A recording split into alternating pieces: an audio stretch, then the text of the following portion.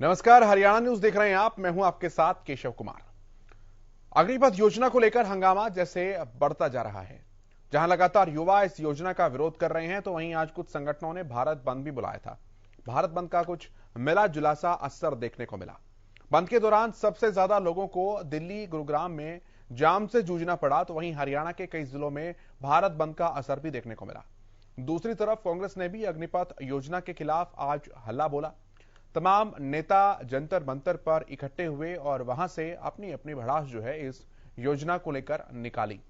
मिला जुला असर बंद का देखने को मिला, लेकिन कुल मिलाकर अगर देखा जाए तो बंद उस पैमाने तक सफल नहीं हो पाया जिस पैमाने तक इसे सफल होने की शुरुआत में जो अटकलें हैं वो लगाई जा रही थी। लेकिन इस बीच तमाम सवाल आकर खड़े हो गए। जब सेना ने स्पष्ट कर दिया है कि योजना वापस नहीं होने वाली है, तो विपक्ष बार बार फिर इन चिंगारियों को क्यों हवा दे रहा है कि योजना को वापस लेना ही होगा, ये जानते हुए कि मुद्दा इतना संवेदनशील है कि चिंगारी कभी भी भड़क कर बड़ी आग लगा सकती है। क्या विपक्ष अपनी राजनीतिक रोटियां सेकने का प्रयास इस पर कर रहा है? भाजपा ने कहा है कि जेपी नड्डा ने कहा है कि भाजपा संगठन के जरिए इस योजना की तमाम बारीकियां लोगों तक पहुंचाएगी। तो क्या वाकई मिसकम्युनिकेट किया जा रहा है इस पूरी की पूरी योजना को लेकर युवाओं को, जिसके साइड इफेक्ट्स ये देखने को मिल रहे हैं? बात करेंगे इन तमाम विषयों पर, लेकिन आप रिपोर्ट देख लीजिए, आज की गतिविधियां क्या कुछ रही ये देख लीजिए, समझ लीजिए, फिर चर्चा करेंगे। वापिस लो, वापिस लो।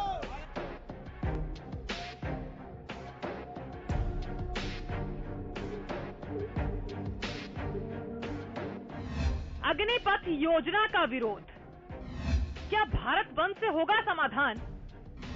कितना हुआ भारत बंद का असर? अग्निपथ योजना के खिलाफ बवाल थमने का नाम नहीं ले रहा। आज युवाओं ने भारत बंद का ऐलान किया। इसमें कई संगठन शामिल रहे। पिछले कई दिनों से प्रदर्शन के नाम पर हिंसक घटनाएं हो रही हैं। इसमें सरकारी संपत्ति से तोड़फोड़, आगजनी आदि शामिल है। प्रदर्शनकारी अब तक कई ट्रेनों और बसों को आग के हवाले कर चुके हैं। ये 5 तस्वीरें सोनीपत, रोहतक और कलानौर, सिरसा, चरखी दादरी की हैं, जहां अग्निपथ के विरोध में युवा इकट्ठे हुए। जमकर सरकार के खिलाफ नारेबाजी की गई। वहीं भारत बंद के आह्वान को देखते हुए पुलिस ने भी सुरक्षा के पुख्ता इंतजाम किए हैं।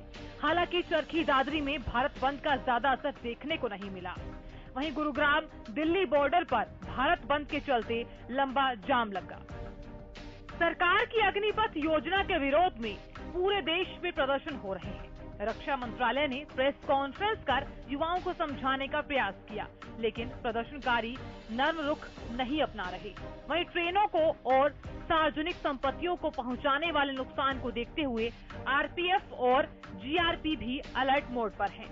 राहुल गांधी से पूछताछ के अलावा अग्निपथ स्कीम के विरोध में भी कांग्रेस ने दिल्ली में प्रदर्शन किया। खैर, अब ये तो देखने वाली बात होगी कि अग्निपथ स्कीम पर बवाल कब तक जारी रहने वाला है। हरियाणा न्यूज के लिए ब्यूरो रिपोर्ट। तो बात करते हैं इस विषय पर। जो पैनल मेरे साथ जुड़ा है, सबसे पहले उनका परिचय मैं आपसे कराऊं। योगेश कौशिक जी हमारे साथ हैं, राजनीतिक विश्लेषक हैं। लेफ्टिनेंट कर्नल रिटायर्ड जेएस सोडी साहब हमारे साथ हैं, आप डिफेंस एक्सपर्ट हैं। सत्यव्रत शास्त्री जी भारतीय जनता पार्टी के प्रवक्ता हमारे साथ होंगे। राकेश गर्ग जी कांग्रेस पार्टी के प्रवक्ता हमारे साथ हैं, और विजेंद्र रेड्डू जी इंडियन नेशनल लोकदल के प्रवक्ता हमारे साथ हैं। बहुत स्वागत है आप सभी का हरियाणा न्यूज पर। योगेश कौशिक जी, मैं शुरुआत आपसे करना चाहूंगा इस पूरे विषय की, पूरे मुद्दे की। सेना स्पष्ट कर चुकी है कि योजना वापस नहीं होगी। मांग उसके बावजूद भी राजनीतिक दलों के द्वारा की जा रही है कि इसे वापस लिया जाए। एक कंफ्यूजन तो बनाने की कोशिश ये की जा रही है कि सेना की योजना है तो सरकार पर दबाव डाला जा रहा है। सेना और सरकार का कंफ्यूजन, क्या यही विपक्षी दलों को क्लियर नहीं है, या क्लियर होने के बाद भी जानबूझकर कंफ्यूजन की सिचुएशन जो है वो क्रिएट करने की कोशिश देश में की जा रही है? पहली बात तो ये सेना का डिसीजन नहीं है, ये मंत्रियों का, और मैं तो कहूंगा सिर्फ मोदी जी का डिसीजन है। और ये कंफ्यूजन नहीं है, ये परेशानियां कुछ और हैं, कहीं और से निकल के आती हैं। और परेशानी ये है कि किसी भी काम का एक तरीका होता है करने का, खास तौर पे सरकारों का, और सरकारें फैसला करती है पहले, फिर उसके बाद डिपार्टमेंटल जो भी उन्होंने किया हुआ होता है तैयार, पूरा का पूरा ब्लूप्रिंट के भी हम ऐसे करेंगे, ये करेंगे, ये करेंगे, इस तरीके से आगे बढ़ेंगे। लेकिन ये सरकार उल्टे तरीके से काम शुरू करती है। मतलब जो काम पहले करना था वो लास्ट में होता है। जैसे मेरा मानना ये है कि सबसे पहले इन्हें अपने अंदर कैबिनेट की मीटिंग में बात करनी थी, कैबिनेट के बाद फिर इन्हें अपोजिशन को अपने भरोसे में लेना था। उसके अलावा जो जिनका स्टेक है इसमें दाव पे लगा हुआ है उन लोगों से बात करनी चाहिए थी, पर उनका तो कोई आदमी है नहीं बीच में बात करने के लिए। यंग बच्चों की बात कौन करेगा? तो इनमें से किसी से कोई बात नहीं की, बिल्कुल वैसे ही जैसे किसान आंदोलन हुआ था वो उसी तरीके से ये गड़बड़ हुई है। नंबर 1। नंबर 2 बात करता हूं मैं। नंबर 2 बात ये है कि आपने अगर मान लो कोई, क्योंकि छोटा फैसला नहीं है, अभी आपने शायद वो कर्नल साहब जुड़े हुए हैं या जनरल साहब जो भी हैं, उनसे आप पूछिएगा, हमारी सेना विश्व की नंबर 1 सेना मानी जाती है आज के दिन। तो आप इसमें क्या और क्यों बदलाव करते हैं, यही बातें होती है एक दूसरे से बैठ के अगर लोग बात करते तो, मतलब और लोग भी अपोजिशन के भी होते तो जो अपोजिशन के भी अगर मैं मान लूं कि अपोजिशन को समझ में नहीं आ रहा है या नहीं समझा पा रहे हैं तो उनके भी समझ में आ जाता। तीसरे क्या होता है, जब भी कभी, क्योंकि आज के दिन तो हाई फाई टेक्निकली जो है ना और साइंस का युग है, तो साइंटिफिक तरीके से काम होने चाहिए और होते हैं। साइंटिफिक तरीका क्या कहता है कि एक आप पायलट प्रोजेक्ट तैयार करते हैं, उस पायलट प्रोजेक्ट के सक्सेस होने तक आपका जो प्रोजेक्ट ऑलरेडी चल रहा है उसको एज इट इज चलाने देते हैं। तो मीज भाई मेरा मानना यह है कि अगर आपको ये करना है या करना था तो ये यूं का यूं पैरेलल जो चल रहा था हमारा सिस्टम, क्योंकि उसमें कोई खामी नहीं बता पाएंगे ये लोग, उसकी खामी गिनाओ पहले कि उसमें ये कमियां आ गई थी, इसलिए इमीडिएटली हमारे को एकदम आनन फानन में ये लाना पड़ा। तो एक ये चीजें इनकी ऐसी लगती हैं जैसे बैकडोर से एंट्री करा रहे हैं इन चीजों को।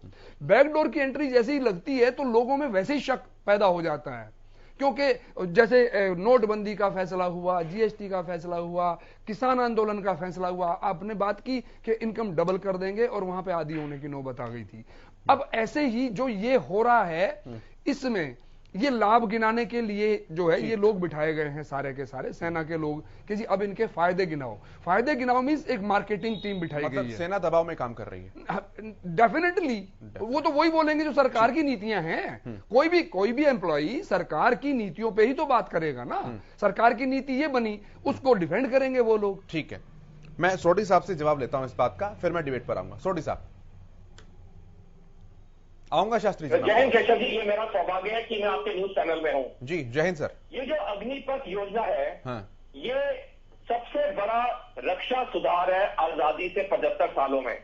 सबसे बड़ा रक्षा सुधार इसलिए है क्योंकि इस योजना से आर्मी, नेवी, एयरफोर्स के हर जवान, सेलर और एयरमैन पे प्रभाव पड़ेगा। इससे 3 बड़े फायदे हैं। पहला राष्ट्रीय हित, युवा हित और सामाजिक हित। मैं एक मिनट लेना चाहूंगा तीनों के लिए। राष्ट्रीय हित इसलिए क्योंकि इससे जो जवान की एज प्रोफाइल है वो 32 से 26 साल हो जाएगी, जो कि सेना को बहुत फायदेमंद होगा और सेना का कॉम्बैट पोटेंशियल बढ़ेगा। और दूसरा, इससे तकरीबन सालाना 50,000 करोड़ रुपए की बचत होगी पेंशन के बिल से, जो पैसा सेना की आधुनिकीकरण और नई टेक्नोलॉजी खरीदने के काम आएगा। दूसरे मुद्दे पे आता हूं, युवा हित। युवा हित इसलिए है क्योंकि एक कम उम्र में 17.5-18 साल की उम्र में एक युवक को मौका मिलेगा सेना की नौकरी करने का, देश की सेवा करने का। जो 25% अग्निवीर हैं उन्हें रिटेन किया जाएगा, बाकी के 75% अग्निवीरों को अलग अलग गवर्नमेंट ऑर्गेनाइजेशन में एब्जॉर्ब किया जाएगा। कुछ ऐसे अग्निवीर होंगे जो आगे नौकरी नहीं करना चाहेंगे, क्योंकि हर अग्निवीर को तकरीबन 12 लाख रुपया मिलेगा सेवा निधि में, तो ऐसे अग्निवीर अपना कारोबार भी शुरू कर सकते हैं। तीसरी चीज जो है वो है सामाजिक हित। मैं ये पॉइंट अपने एक पर्सनल एग्जांपल से बताना चाहूंगा। मेरी रेजिमेंट है बॉम्बे सैपर्स की, कोर ऑफ इंजीनियर्स की। मेरी रेजिमेंट में 37% सरदार जवान है, 37% हिंदू है, महाराष्ट्रियंस, 18% मुस्लिम है और 8% अदर इंडियन कम्युनिटीज हैं। मेरी रेजिमेंट में एक सर्व धर्म स्थल है जो कि एक छत के नीचे मंदिर, मस्जिद, गुरुद्वारा है। मेरी रेजिमेंट में अनिवार्य है हर जवान किसी भी मजहब का हो वो मंगलवार शाम को आरती के लिए जाएगा, फ्राइडे को नमाज के लिए जाएगा और संडे सुबह शबद गुरबानी के लिए जाएगा।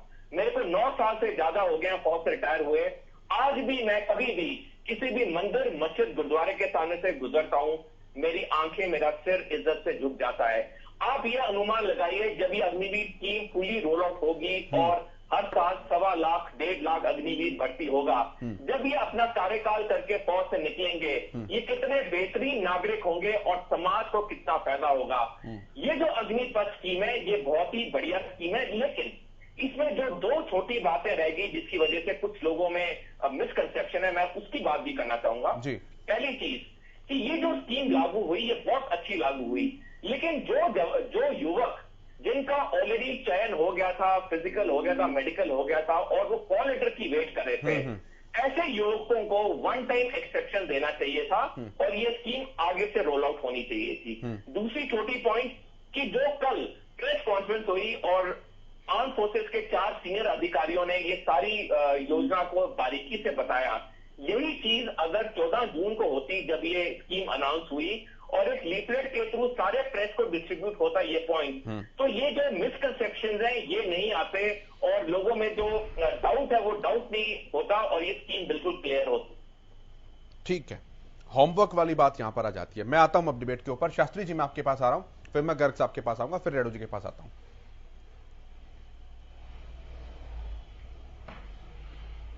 देखिए केशव जी, शायद योगेश कौशिक जी से मैं समझ पाऊं तो कभी कभी कांग्रेस के प्रवक्ता के रूप में सामने मेरे साथ डिबेट आए वही होंगे योगेश कौशिक जी, इसलिए उनकी भाषा से मुझे लगा था कि ये क्या बोल सकते हैं, तो मैं उनकी बात को और सोढ़ी जी की बात का समर्थन करते हुए मैं योगेश जी की बात पर आता हूं।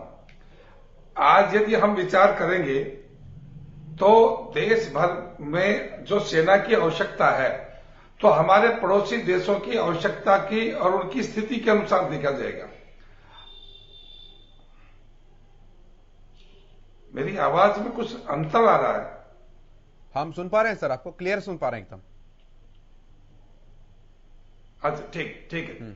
तो मैं कह रहा था कि जब दुनिया के एडवांस देश की औसत आयु 26 वर्ष है, हमारे यहां 32 वर्ष है, उसको नीचे कैसे लाएंगे, उसकी पहले तैयारी करनी पड़ेगी। एक बात, इन सबको भी छोड़ दो आप। आज यदि कहीं भी किसी सरकारी सर्विस में आने की एज 21 साल से पहले नहीं है, और इस योजना के तहत आप इसको मत मानिए कि अग्निवीर है, सेना के लिए है, क्या है, कुछ नहीं। मैं एक अलग ढंग से बात कर रहा हूं। उसमें से देखिए कि आज 10वीं पास करने के बाद जो औसत बच्चे हैं, औसत परिवार है, जो शारीरिक और बौद्धिक मेहनत से बहुत ज्यादा पैसा खर्च कर नहीं सकता एजुकेशन पर और समय का इंतजार नहीं कर सकता अपने परिवार की आर्थिक स्थिति को बढ़ाने के लिए, ऐसे बच्चे 4 साल के लिए सरकार ने ले लिए और सरकार ने उनका भोजन, पानी, ट्रेनिंग और शिक्षा, चारों चीजों की जिम्मेवारी ले ली कि इनकी पढ़ाई भी करवाएंगे, शारीरिक, बौद्धिक, मानसिक रूप से इनका विकास भी करेंगे और जो हमारे साथ रहेंगे उनको 4 साल के अंदर हम पहली साल 4 लाख रुपए और बढ़ाते बढ़ाते हम 11 लाख के आसपास जो उनका सैलरी होगा तो वो उसको 4 साल के बाद हम उसको दे देंगे। अब आई 4 साल के बाद की स्थिति। उसके बाद क्या ऑप्शन है 4 साल के बाद? पहली चीज, एक स्वच्छ नागरिक देश का बन गया और जो 15-17 साल की उम्र में जो बच्चा एक पैसा कमाने की स्थिति में नहीं होता, सरकार ने उनको 20,000 रुपया, 25-30,000 रुपया, उनका 30,000 के लगभग उनको देना शुरू कर दिया। लगभग 5 लाख के आसपास उनका पैकेज साल का बन गया। आप एक बार केशव कुमार जी, आप इस बात का सारे देश भर में आंकलन कीजिए कि आज जो IIT जो इंजीनियरिंग कर लेते हैं बच्चे, पॉलिटेक्निक करते हैं, उसको कौन सी प्लेसमेंट एजेंसी 5 लाख का पैकेज देती है? एक बात। जब वो 21 साल का होगा तब वो एक ऐसी चीज लेकर आ जाएगा कि उसके हाथ में कुछ पैसा भी होगा, उसके पास हाथ में एक एजुकेशन की डिग्री होगी, उसके पास स्किल की एक डिग्री होगी क्योंकि वो रेजिमेंट में काम करेगा, उसके पास 3 चीजें होगी। विद इन एज उसके पास एक एजुकेशन की सर्टिफिकेट है, स्किल की या कोई भी जो उस रेजिमेंट में काम करेगा किसी प्रकार का उसकी डिग्री होगी, और उसके पास एक सशक्त शारीरिक, बौद्धिक और मानसिक उसकी, क्योंकि 4 साल आर्मी की 6 महीने की ट्रेनिंग के बाद 3 साल 3.5 साल वो जो काम करेगा, उससे एक नौजवान की आभा ही चेहरे की अलग से आएगी। और आप मानिए कि वो आपका कुछ लिया नहीं, सरकार ने आपको कुछ दे दिया, और दे भी क्या दिया, कितनी बड़ी चीज दे दी, मतलब व्यक्ति निर्माण आपकी एजुकेशन दे दी, आपको रहने सहने खाने पीने उसका पर्सनल डेवलपमेंट होगा, आप ये बात कह रहे हैं, ठीक है। अब आया उसको सर्विस का समय। हाँ, सरिए एक बार एक मिनट और लूंगा। हाँ। कि अब वो आया सर्विस के लायक। हाँ। सर्विस के लायक आने के ऊपर उसके पास ऑप्शन रहा के सामने क्या क्या मैदान में है, तो वही एक टेस्ट होगा उनका कि भाई आर्मी में जाना चाहो तो आप आर्मी में चले जाओ, क्योंकि वो टेस्ट होगा उसका। और वही बच्चे जो बच जाएंगे आर्मी के टेस्ट से, तो उनके पैरामेडिकल, सिविल सर्विसेज और बाकी। आज तो मेरे पास एक ऐसा उदाहरण है कि आर्मी का एक जवान आईएएस की परीक्षा पास की है उसने, उसके पास कितनी सारी अपॉर्चुनिटी है, प्राइवेट सेक्टर से लेकर सरकारी सेक्टर तक। एक मैं आगे बढ़ता हूं सर, एक कमेंट ले लूं, फिर डिबेट पर वापस आऊंगा। उसको घाटा का है। बिल्कुल ठीक है, मैं वापस आऊंगा डिबेट पर भी। पहले सभी की राय ले लेते हैं। गर्ग साहब, मैं आपके पास आ रहा हूं। अगर फायदे इतने सारे हैं तो फिर विरोध किस बात का है?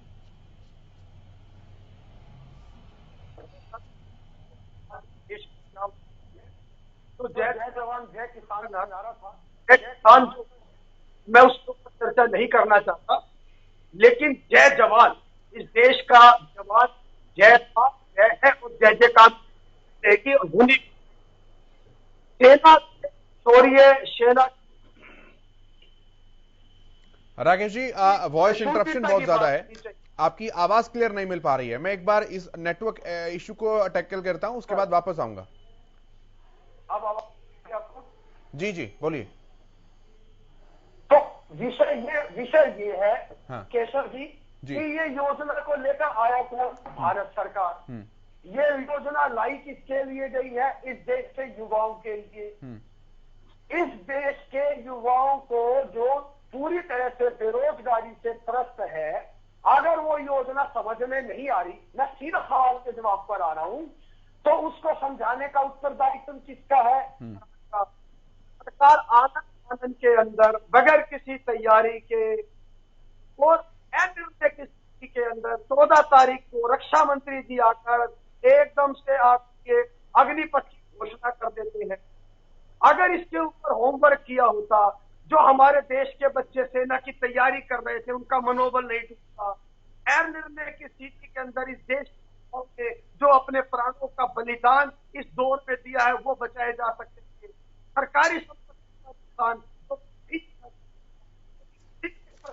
राकेश जी, आवाज ठीक नहीं आ पा रही है आपकी। मैं एक बार टेक्निकल टीम से बोल करके इसे दुरुस्त कराता हूं, वापस फिर आपके पास आऊंगा। मैं एक्स्ट्रा समय दूंगा थोड़ा सा, तब तक मैं रेडू साहब के पास आ रहा हूं। रेडू साहब रखिए अपनी बात तब तक आप।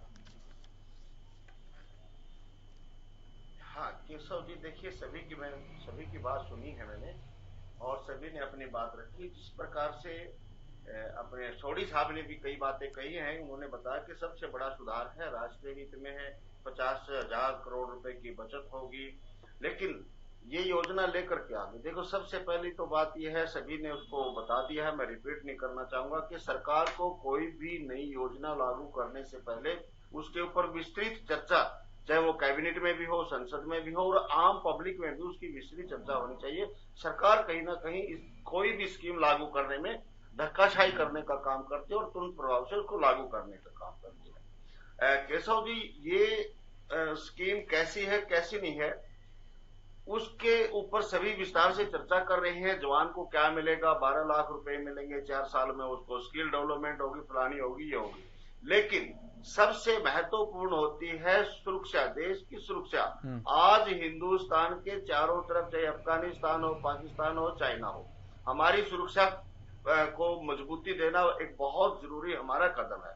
ये जो स्कीम लेकर के आए हैं अग्निपथ से, देखिए इसमें सबसे पहले तो मैं ये कहना चाहूंगा, कहीं न कहीं सेना की संख्या कम होगी।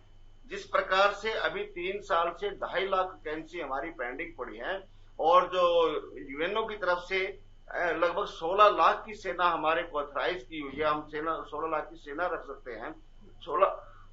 16 लाख में से आज लगभग 13 लाख सेना है और 3 लाख की ऑलरेडी डेफिशिएंसी हो चुकी है। जो 2.5 लाख अभी इन्होंने भरने थे, 2.5 लाख की जगह 46,000 ले रही है। तो कहीं ना कहीं जो शंका है, सभी समाज की, पूरे देश की जो शंका है, उन शंकाओं का ये सरकार समाधान क्यों नहीं करती, धक्काशाही क्यों कर रही है?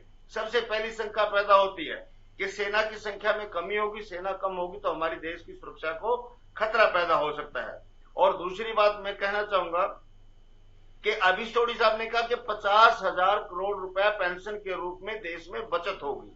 अरे सर, आप 50,000 करोड़ बचाने के लिए क्या देश की सुरक्षा को खतरे में डालने का काम करेंगे, देश की सेना की संख्या कम करने का काम करेंगे? और ये इसके ऊपर विचार नहीं करना चाहिए। 2021 का हमारा जो रक्षा का बजट था केशव जी, 4,85,000 करोड़ रुपए का था, जिसमें 1,25,000 के लगभग पेंशन पर जाते हैं। 1,25,000 करोड़ रुपए में से यदि 50,000 करोड़ रुपए बचाने के लिए इस स्कीम को लेकर के आए हैं, तो मैं समझता हूं अगर यही पैसा बचाने का इनका उद्देश्य है तो ये बिल्कुल गलत है। 4 साल तक एक जवान सेवा करेगा और एक अनुभवी जो जवान होता है, जिसने 10 साल सर्विस की है, 15 साल सर्विस की है, 20 साल सर्विस की है, वो आर्मी को युवा बनाने की बात करते हैं। लेकिन जो अनुभव होता है किसी सैनिक का, किसी व्यक्ति का जो अनुभव होता है, क्या वो एक अनुभवहीन हमारी फौज नहीं खड़ी हो जाएगी? ये संशय देश को है। हमारी सेना का अनुभव कम हो जाएगा, अनुभवहीन सेना हो जाएगी, संख्या कम हो जाएगी। क्या पैसा बचाने की एवज में आप इन चीजों को देश की सुरक्षा के ऊपर थोपना चाहते हैं? अगर आप थोपना चाहते हैं तो ये बहुत बड़ी गलती होगी और बहुत बड़ा अच्छी बात नहीं होगी। कहने का मतलब ये है। दूसरी बात जो है, ये बदलाव, ये कहते हैं कि हम बदलाव क्यों कर रहे हैं? ये बदलाव किया जा रहा है, बहुत बड़ा बदलाव किया जा रहा है। आखिर क्या नेसेसिटी आ गई थी इस बदलाव की? क्या जरूरत पड़ गई थी? आज पूरा विश्व हमारे हिंदुस्तान की सेना का लोहा मानता है, तो अचानक ये एकदम इतना बड़ा बदलाव क्यों किया जा रहा है? और यदि बदलाव ही करना था तो ये स्टेप बाय स्टेप क्यों नहीं किया गया? देखिए, मैं मानता हूं जैसे नोटबंदी का फैसला था, वो अर्जेंट और एकदम तुरंत प्रभाव से लागू करना जरूरी था, क्योंकि नहीं तो लोग नोटों को दाएं बाएं कर सकते थे। लेकिन इस तरह के फैसले जो एक आमूल चूल परिवर्तन सेना में करने का प्रयास किया जा रहा है, तो उसको चर्चा की जानी चाहिए थी, स्टेप वाइज रखना चाहिए था। अचानक जो रखा गया वो बहुत ही गलत फैसला रखा गया। इसको सरकार को बदलना चाहिए और अगर बहुत ही अच्छी स्कीम है तो स्टेप वाइज इसको लागू करने का काम करें। ठीक है, गर्ग साहब आप कनेक्टेड हैं हमारे साथ? जी, रखिए अपनी बात सर, जो अधूरी रह गई थी, फिर मैं डिबेट पर आता हूं। शास्त्री जी, आऊंगा मैं आपके पास में। तो केशव जी, सवाल ये विपक्ष का नहीं है। विपक्ष को बीच में डालने का तो सरकार को प्रयास ही नहीं करना चाहिए, क्योंकि सरकार ने विपक्ष को कोई भरोसे में लेकर कोई पॉलिसी या पद्धति नहीं बनाते हैं। और ये अकेला मुद्दा नहीं है, ये 8 साल से इस देश में चल रहा है। लेकिन चलिए, उसकी हमें कोई दिक्कत भी नहीं है। अब सवाल युवाओं के हैं, उनके भविष्य के हैं। और इस देश के अंदर केशव जी, इस देश का जो युवा जाता है सेना के अंदर, वो देश प्रेम की भावना से जाता है। अपना सर्वोच्च बलिदान अगर आवश्यकता पड़े इस देश की मिट्टी के लिए, इस देश की सीमाओं के लिए, वो देने के लिए जाता है। वो इस सेना के अंदर कुछ रुपयों के लिए, कुछ पैसे के लिए या किसी लालच में नहीं जाता। इतिहास गवाह है, सुभाष चंद्र बोस जी ने सिर्फ एक नारा दिया था, तुम मुझे खून दो और मैं आजादी दूंगा। पूरा देश खून देने के लिए दौड़ पड़ा था। आज ये सरकार सेना को जिस प्रकार से इन्होंने एक क्वेश्चन में लाकर खड़ा कर दिया इन नौकरियों को, इसकी आवश्यकता ही नहीं थी। और जब ये पॉलिसी ले ही आए हैं तो इनको बड़ा स्पष्टीकरण देकर, बड़ा तथ्यों के साथ इन युवाओं की आशंकाओं का निराकरण करना चाहिए था। उनको बताना चाहिए था कि 4 साल के अंदर आपके उसके पश्चात भविष्य ये होगा। लेकिन सवालों का जवाब क्या आता है? कैलाश विजयवर्गीय जी कह रहे हैं कि जब ये अग्निवीर बनकर आएंगे तो भाजपा के कार्यालय में इन्हें नौकरी में प्राथमिकता दी जाएगी।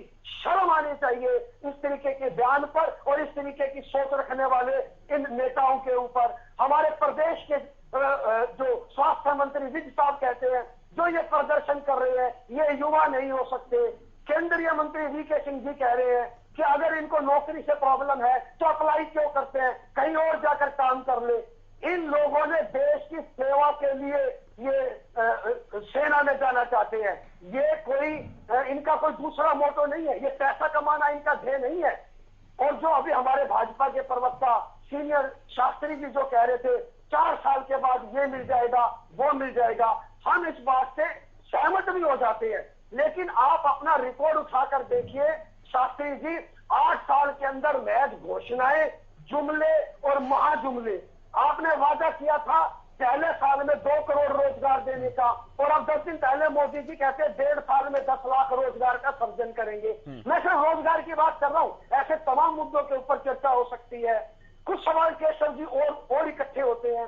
4 साल का एक 17.5, 18 साल या 19 साल का बच्चा सेना में चला जाता है। 4 साल पहले 6 महीने साल भर ट्रेनिंग में लगेंगे। अत्याधुनिक हथियारों का दौर है, एक तरफ पाकिस्तान है, एक तरफ चाइना है। पाकिस्तान इनसे डरता नहीं है, चाइना का नाम लेते हुए इनके मुंह में दही जम जाती है। तो सेना को अत्याधुनिक हथियारों की जरूरत है, जो जवान वहां जाएंगे उनको ट्रेनिंग की जरूरत है।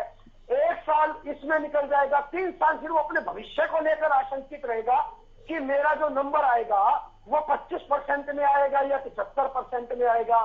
फिर वो अफसर के प्रति कहीं ना कहीं एक बायस होना या आशंकित या भयभीत होने की नेचर डेवलप हो जाएगी। फिर वो अपने परिवार वालों को ये बताया, सेना में अपना 100% तो देना चाहेगा, लेकिन साथ साथ मन में भविष्य को लेकर सवाल उठेंगे।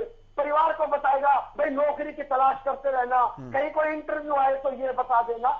इस प्रकार के जो सवाल और जवाब है, होना तो ये चाहिए था कि मोदी जी आगे आते, जैसे पूरी बात सिर्फ 10 सेकंड की बात रह गई है, ये सर मोदी जी आते, गृह मंत्री जी आते, रक्षा मंत्री जी आते, जैसे कल हमारे सारे सेना के जो प्रमुख है वे सामने आए। इनकी शंकाओं का निराकरण होना चाहिए। विपक्ष तो दोष मत ठहराइए, इसलिए मत ठहराइए, ये योजना लाने वाले आप है और जिनके लिए लाए उनको समझाने की जिम्मेवारी आपकी है।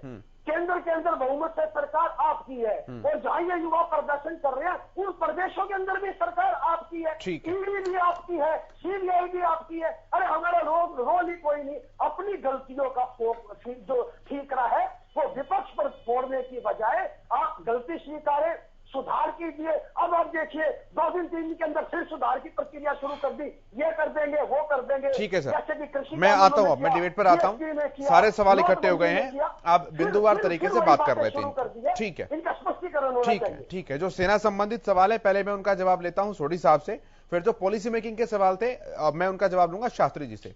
सोढ़ी साहब पहले मैं आपके पास आता हूं।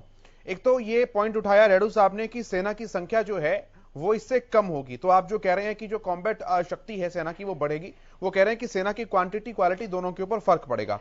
दूसरा वो सवाल पूछ रहे हैं कि इसकी नेसेसिटी क्या थी, ऐसी क्या जरूरत आन पड़ी थी कि सेना की औसत आयु को 32 से घटाकर आप और नीचे लाने की कोशिश कर रहे हैं। सोढ़ी साहब। केशव जी, जो पहला प्रश्न है कि सेना की जो स्ट्रेंथ है, तादाद है, वो कम होगी, नहीं ऐसे नहीं होगा। वो इसलिए नहीं होगा कि हालांकि 2 साल कोविड की वजह से कोई भर्ती नहीं हुई, लेकिन अब ये प्रक्रिया शुरू हो गई है। और जैसे कल जैनी पुरी ने प्रेस कॉन्फ्रेंस में बिल्कुल स्पष्ट तरीके से बताया कि कुछ सालों में हर साल 1.25 लाख से 1.5 लाख अग्निवीर भर्ती किए जाएंगे। तो जो 2 साल की कोविड की डेफिशिएंसी है वो आस्ता आस्ता पूरी हो जाएगी, और जो हमारी सेना की जो स्थायी तादाद है वो वापस उसी लेवल पे आ जाएगी।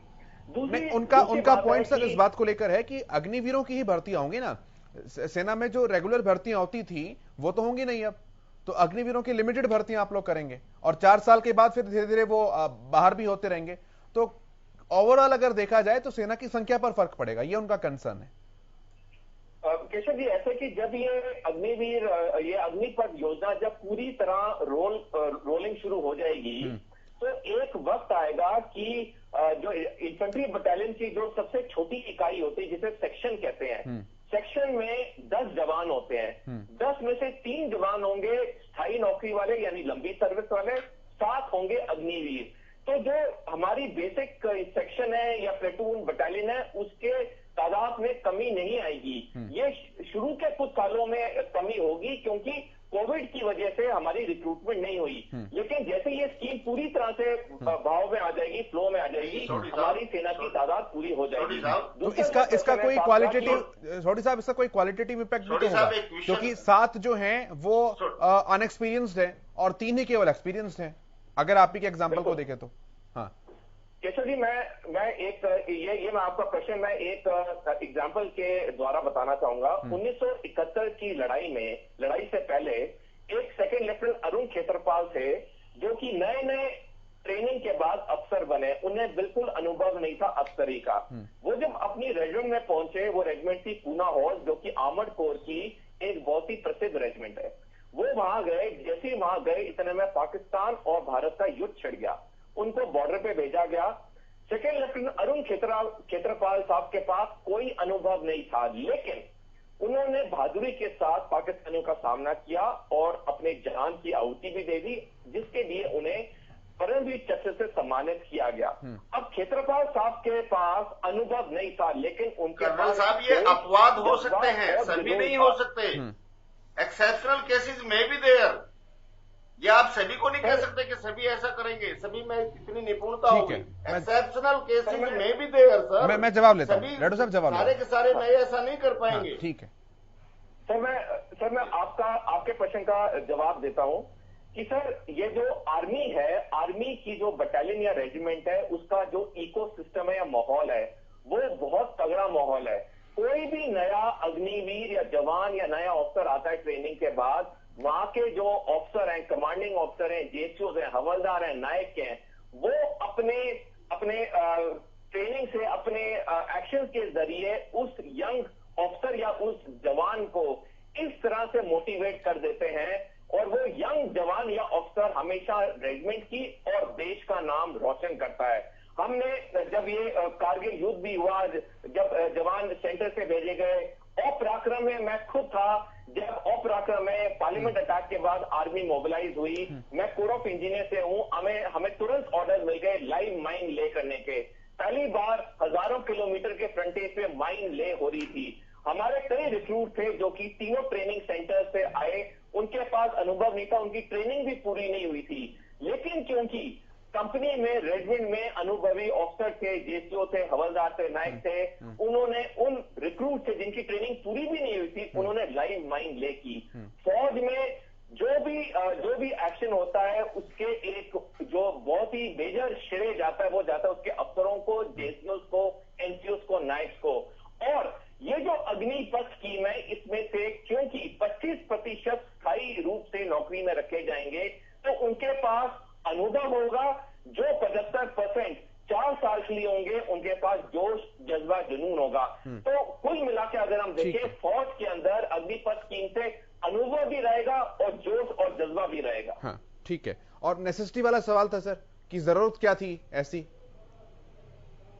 सर, इसकी जरूरत इसलिए थी क्योंकि 1989 से ये अध्ययन हो रहा था सेना के अंदर कि हमने अपनी एज प्रोफाइल जवानों की कम करनी है, क्योंकि हमारी आर्मी जगह जगह पे तैनात है जहां पे बहुत ही इनहॉस्पिटेबल, बहुत ही गंदा सा क्लाइमेट रहता है, या तो रेगिस्तानों में या फिर बर्फीली इलाकों में।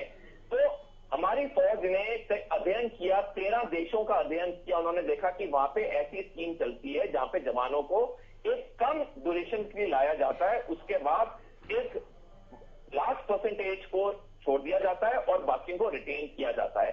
ये अध्ययन चलता रहा। जब कारगिल लड़ाई हुई, उसके बाद कारगिल रिव्यू कमेटी रिपोर्ट में भी इस बात पे चर्चा हुई, और पिछले 2 साल में इस बात में काफी विचार विमर्श हुआ आर्मी के अंदर। उसके बाद ही जब आर्मी, नेवी, एयरफोर्स कन्विंस हो गए कि हाँ, ये हमारी सेना, नेवी, एयरफोर्स के लिए अच्छी स्कीम है, उसके बाद पॉलिटिकल लीडरशिप को भेजा गया, और जब उन्होंने अप्रूव किया तो 14 जून को ये स्कीम अनाउंस की गई। ठीक है, मतलब जो ये बात कही जा रही है कि सरकार की स्कीम है, सेना को केवल मुखौटा बनाया जा रहा है, ये केवल पॉलिटिसाइज करने का एक पॉइंट है। बिल्कुल। मैं एक और बात क्लियर करना चाहूंगा। आर्मी के जो जनरल्स हैं, एडमिरल्स हैं, एयर मार्शल्स हैं, ये हाईली क्वालिफाइड ऑफिसर्स हैं, और ये बहुत टफ प्रोसेस से चीफ्स बनते हैं। इनका अगर आप कैरियर रिकॉर्ड देखो, ट्रैक रिकॉर्ड देखो, ये अव्वल दर्जे का ट्रैक रिकॉर्ड होता है। जो जनरल्स भी होते हैं, आर्मी कमांडर्स, ये लोग सारे कई कोर्सेज करते हैं विदेशों में, जहां पे ये दूसरी देशों की सेनाओं का भी ज्ञान लेते हैं। तो जो फौज की जो टॉप लीडरशिप है, वो काफी अनुभवी होती है, क्योंकि वो काफी देश की सेनाओं से इंटरेक्ट करती है। और जब हमने ये अध्ययन किया इतने लंबे टाइम से, तो हमने पाया कि ये ऐसी योजना लाने से फौज का जो कॉम्बैट पोटेंशियल है, उसमें इजाफा आएगा। ठीक है, अब मैं शास्त्री जी के पास आता हूं। शास्त्री जी, तमाम सवाल थे जो सेना संबंधी थे, सोढ़ी साहब ने जवाब दिया, लेकिन सोढ़ी साहब के भी कुछ सवाल थे। उनका पहला पॉइंट तो ये था कि होमवर्क बहुत ज्यादा नहीं किया गया था इसके ऊपर, अगर वो कर लिया जाता तो और अच्छी बात होती। दूसरा उनका कहना था वन टाइम एक्सेप्शन जो है वो देना चाहिए था उन लोगों को जो बीते 2-3 सालों से तैयारियां कर रहे थे, जिन्होंने रिक्रूटमेंट प्रोसेस भी शुरू भी हो गई थी, फॉर्म फिलिंग किए गए थे, लेकिन जिनका एग्जाम कंडक्ट नहीं हो पाया था और अब वो हवा में अटके हुए हैं। जैसे देखिए सर, सोडी साहब की ज्यादा बातों पर मैं नहीं जाऊंगा, मैं केवल सिंपल सी एक बात रखूंगा कि कोरोना का कार्यकाल 2 साल का गया है और 2 साल पहले जिन बच्चों का फिजिकल या मेडिकल हुआ उनका रिटर्न बाकी था, बाकी चाहे किसी का मेडिकल भी ना हुआ हो, चाहे उसका फिजिकल ही हुआ हो, और तो मेडिकल रिटर्न तो किसी का नहीं हुआ था, लेकिन 2 वर्ष से फिजिकल और मेडिकल जिसका हो गया था। इस विषय पर आते हैं केशव कुमार जी, 2 साल के इस कालखंड के बीच जिसका पहले फिजिकल और मेडिकल पूरा था, कितने प्रतिशत हम गारंटी ले सकते हैं कि उसका फिजिकल और मेडिकल प्रॉपर रहा होगा? क्योंकि कोरोना जैसी महामारी इस विश्व में गई है, तो क्या उनकी दोबारा से चेकिंग नहीं होनी चाहिए? एक बात, इसके लिए एक डिमांड थी कि 2 साल का टाइम पीरियड बढ़ना चाहिए। वो सरकार ने पहले दिन से इसमें छोड़ रखी थी कि 2 साल में जो लोग मेडिकल और फिजिकल कर चुके थे, रिटर्न बाकी था, वो अपना प्रूव करेंगे, उसके तहत उनका आगे आ जाएगा। एक बात क्लियर। दूसरी बात, रेणु जी कह रहे थे कि 2 साल का जो बैलेंस है वो उसको पूरा करना चाहिए था। अब मुझे एक व्यवहारिक बात बताइए, रेणु साहब से भी मेरा प्रश्न है, हम बाकी पैनल से भी है। एक विद्यालय में, एक कॉलेज में, एक इंस्टीट्यूट में, कहीं भी एक कैपेसिटी है कि आप एक बार में 40 रूम में 40 बच्चे पढ़ाओगे या 35 पढ़ाओगे या 60 पढ़ाओगे, 70 पढ़ाओगे।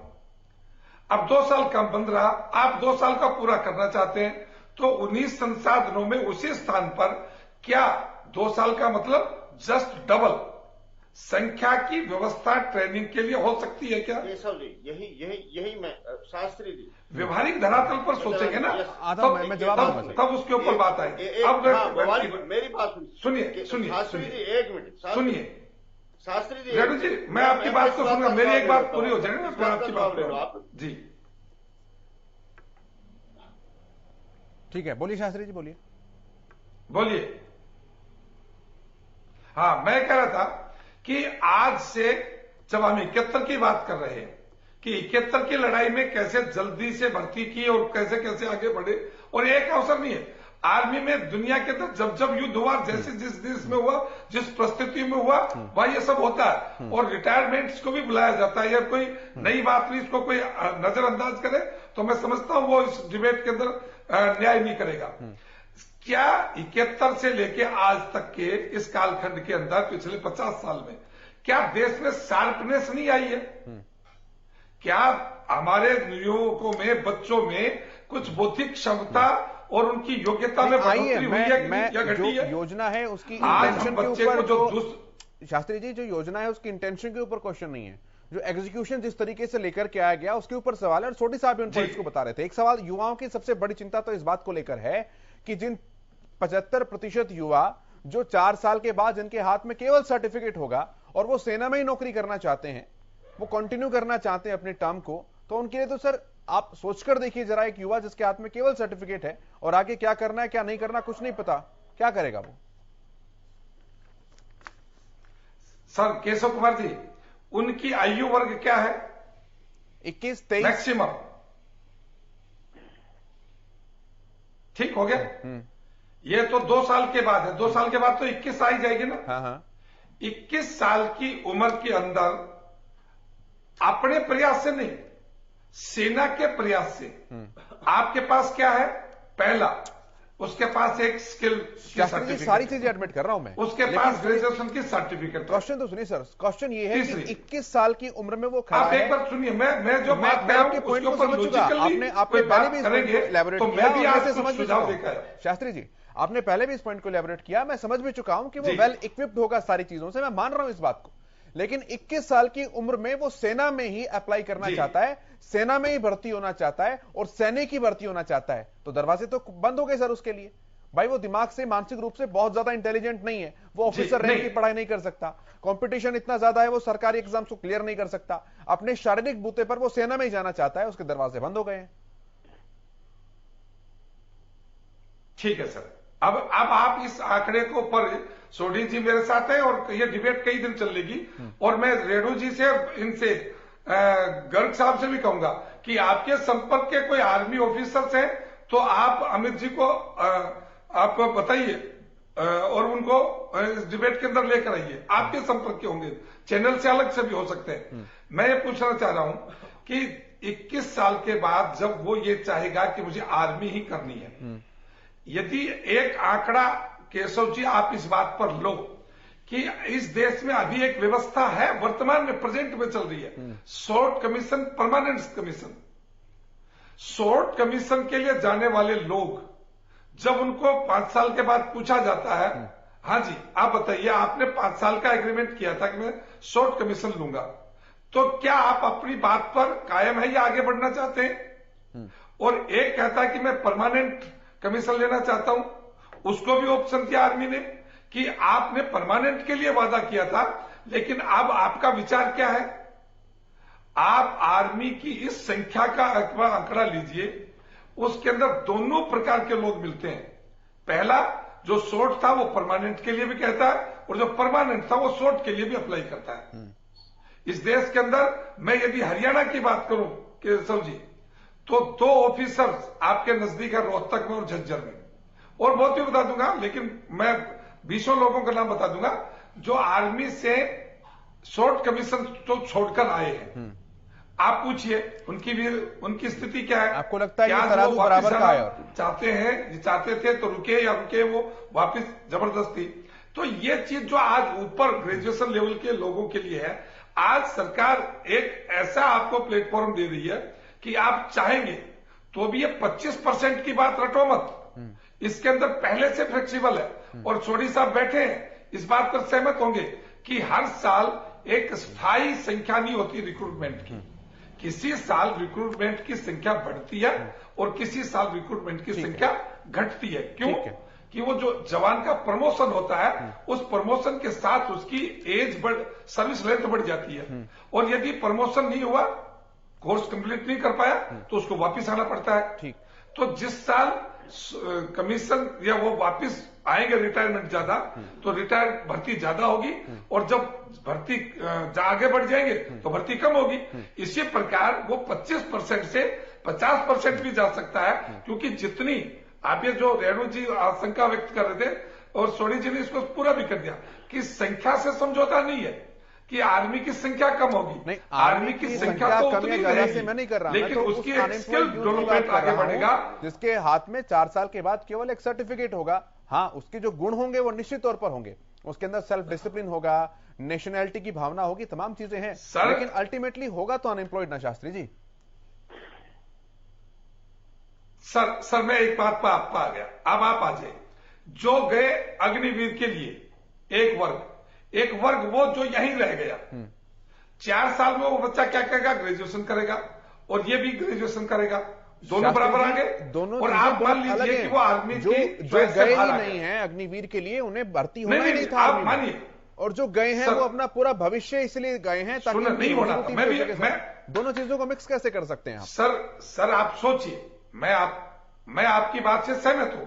मैं तो आपको उस अग्निवीर को 0 पर लेके आ रहा हूं 21 साल के बाद, और एक आप अनएम्प्लॉयमेंट जो बच्चा यहां बैठा है उसकी ले रहा हूं, वो एक लेवल पर आ गया। आपका कहना यही ना कि उसके हाथ में भी सर्टिफिकेट है और उसके हाथ में भी सर्टिफिकेट है, वो भविष्य के प्रति चिंतित है, भविष्य के लिए चिंतित दोनों है, मैं मान लेता हूं दोनों है, लेकिन प्रायोरिटी किसको मिलेगी और साहस कौन कर जाएगा? सफलता किसको ज्यादा मिलेगी?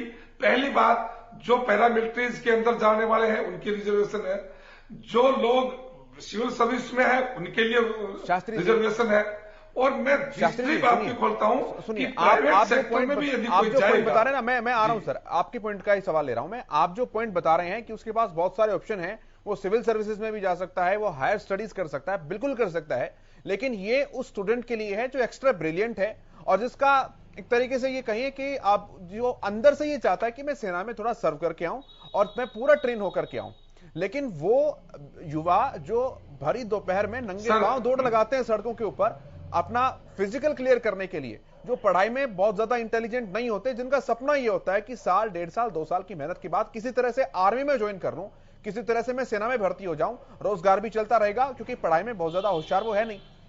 मेरा कंसर्न उन युवाओं के ऊपर है सर, क्योंकि उनकी फिटनेस भी वैसी नहीं रहेगी फिर 3-4 साल के बाद।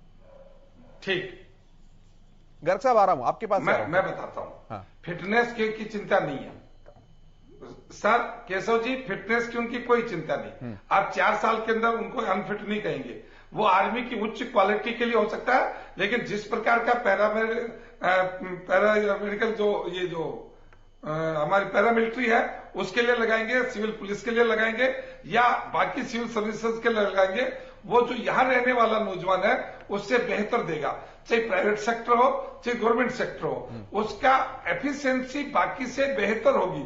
इसलिए सब लोग उसको चाहेंगे कि जो अग्निवीर से आया है उसको हम ले।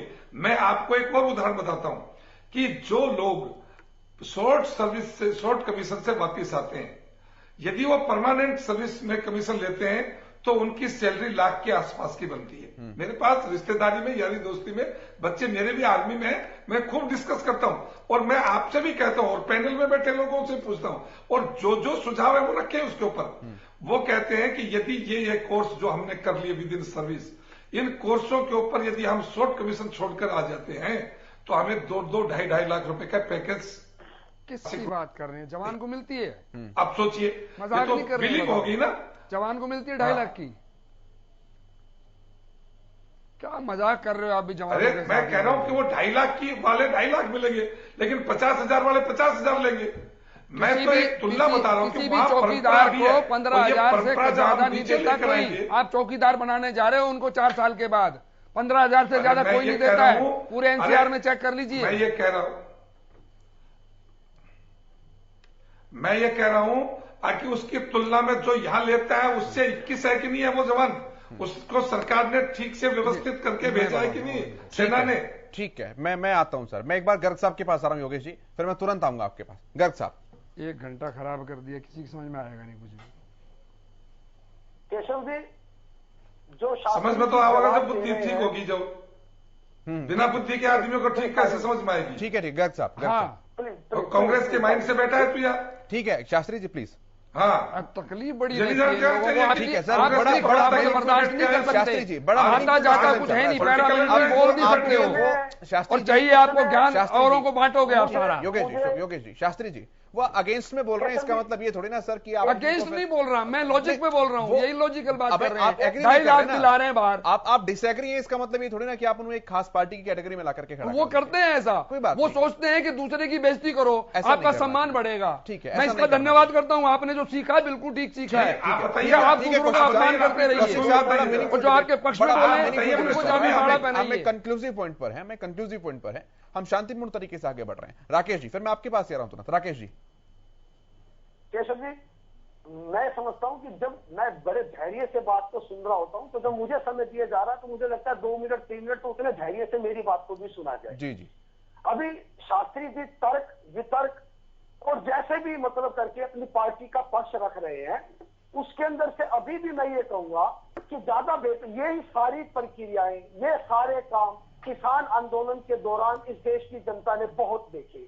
अब सवाल देश के युवाओं का है, सवाल देश की सेना का है, उसके सशक्तिकरण का है, देश की सीमाओं का है। तो कोई आप एक ऐसा सिंपल सा साधारण सा एक तरीका लेके आते जिसमें विवाद की आवश्यकता नहीं पड़ती। अब आप एक बात को समझिए, पिछले 7 दिन के अंदर जब इस देश का युवा सड़कों पर आया, आपको नए नए प्रावधान करने पड़े। इसका मतलब ये हुआ कि जब 14 तारीख को आप लेकर आए तो ये बिल या ये जो कानून या ये जो तरीका आप लेकर आए थे, ये अविकसित था, ये सही नहीं था। तो आज कैसे इस बात को समझ लिया जाए कि अभी इसके अंदर सुधार की गुंजाइश नहीं है? एक बात। दूसरी बात, सेना की संख्या की बड़ी जो चर्चा चल रही थी, आज से 2 साल पूर्व जब रोहतक से सांसद दीपेंद्र हुड्डा ने पार्लियामेंट में सवाल उठाया कि सेना में 2-3 साल से भर्तियां बंद है, तो लिखित में जवाब मिला था कि 1.5 लाख तक उस वक्त भी रिक्त पड़े हुए थे। और मुझे लगता है उसके बाद तो जैसे 50-55 हजार हमारे सैनिक हर साल रिटायर हो जाते हैं, तो वो रिक्तता अब 2.5 या 3 लाख के पास आ गई होगी। और जो अग्निवीर की भर्ती की जाएगी वो महज 40 से 45 हजार के मध्य होगी। तो आप ये समझिए 40 से रिक्वायरमेंट आज भी 2.5 से 3 लाख सैनिकों की है और भर्ती होगी वो 40 से 45 हजार की होगी। तो ये एक बात तो आप ये समझ के चलिए कि लिपापोती नहीं की जा सकती। दूसरी बात, अब पैसों की और उस पर आ जाते हैं, नौजवान के भविष्य पर आ जाते हैं। 4 साल बाद क्या होगा क्या नहीं होगा, ये कदम उठाने की जरूरत क्यों पड़ी? क्योंकि इनके पास समझ के हिसाब से जो पेंशन है सरकार के पास वो देने के लिए पैसे नहीं है, पैसे सरकार के पास नहीं है, इसीलिए घुमा फिराकर नई नई स्कीमें लाकर युवाओं को भ्रमित किया जा रहा है और ये सारी डिबेट का जन्म दिया जा रहा है। क्योंकि अर्थव्यवस्था इस देश की करीब करीब गर्त में जा चुकी है। ये सरकार हर मोर्चे पर करीब करीब विफल है। आप सुनिए अब जो आप एक सवाल बड़ा महत्वपूर्ण उठा रहे थे कि 21 साल या 22 साल का एक जवान, जो मैं बार बार उसी बात को कह रहा हूं कि सेना के अंदर इस देश का जवान पैसे कमाने के लिए नहीं जाता, वो इस देश की सीमा का प्रहरी बनना चाहता है, आवश्यकता पड़े तो अपना बलिदान देना चाहता है। और 21 साल की उम्र में उसको घर बिठा दिया जाए और उसको बड़े बड़े सपने दिखा दिए जाए जैसे कि अतीत में ये सरकार दिखाती रही है, तो इनके उन बातों पर भरोसा नहीं किया जा सकता, क्योंकि सरकार अपनी क्रेडिटेबिलिटी के मामले में बिल्कुल जीरो है। तो सवाल केशव जी ये है कि बजाय कि इस सारे मामले का राजनीतिकरण किया जाए, इस सारे मामले में विपक्ष को दोषी ठहराया जाए, सरकार को एक क्लियर कट पॉलिसी के साथ जिसमें यूथ को अपना भविष्य नजर आए सामने लेकर आए, ये नित नए प्रावधान लाकर युवाओं को और दिशा, ये युवा है, ये व्यापारी नहीं है, ये करोगे तो ये हो जाएगा, ये लोगे तो ये दे दिया जाएगा, इस मामले में ना उलझाया जाए और उनके भविष्य के मद्देनजर बात की जाए। नंबर एक बात तो सोडी जी ने मेरी ये मान ली कि दुनिया की नंबर 1 हमारी सेना है कि 71 में उन्होंने ऐसी जंग जीत के दिखाई है, 65 में भी ऐसी जंग जीती है और कारगिल वाली भी जंग जीती है। इसका मतलब ये है कि हमें उसमें कोई बदलाव की जरूरत नहीं थी, लेकिन फिर भी मैं मानता हूं कि उसको और अपग्रेड किया जा सकता है, कभी भी इन चीजों का एंड नहीं होता है। अब मैं गर्ग साहब ने जो बात अधूरी छोड़ दी है वो बता देता हूं कि 50,000 अगर भर्ती होते हैं तो एक जो लाइन इन्होंने लगाई है कि 75% बाहर करेंगे और 25% रखेंगे, तो अगर वो करेंगे तो 20 साल लगेंगे ये बैकलॉग क्लियर करने में, नंबर 1 पार्ट।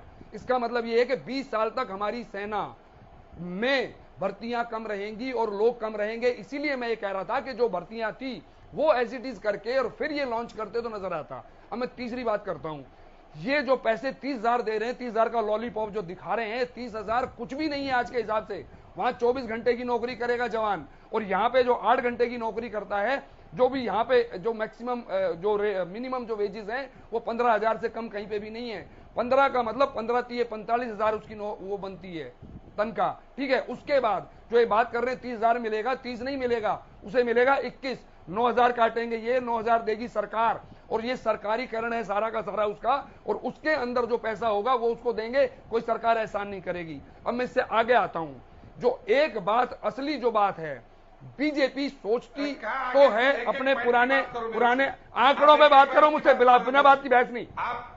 बीजेपी सोचती तो है अपने गोलवलकर, गुरु गोलवलकर जी की बात, ठीक है, और करने की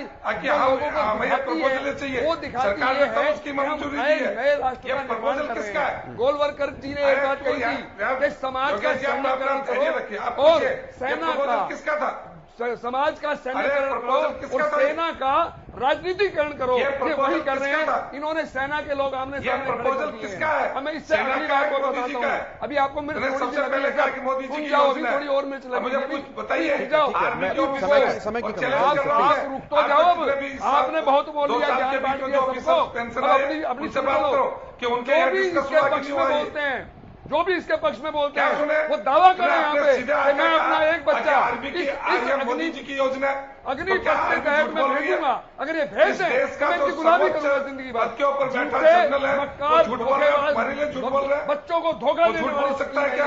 इसके पास कुछ नहीं है। अभी सोडी साहब जो बात कर रहे हैं, सोडी साहब ऑफिसर लेवल के, ऑफिसर लेवल वालों लोगों को कांग्रेस जॉब कमीशन तो जरूर मिलता है, लेकिन उनके पास ऑप्शन भी होता है कि अगर वो चाहे तो पूरी की पूरी नौकरी करें, उनके पास किसी की ऑप्शन नहीं है। इसके अलावा और बताइए, वो जो 25% की कह रहे हैं वो 75% ये ठीक है। कांग्रेस के कंफर्म नहीं है। ठीक है, कांग्रेस में ना रहे। ठीक है, ठीक है, ठीक है। मेरे पास समय की आज कमी है, समय की आज कमी है, समय की आज कमी है। माफ कीजिएगा, मुझे यहीं पर वाइंड अप करना पड़ रहा है, मुझे यहीं पर वाइंड अप करना है।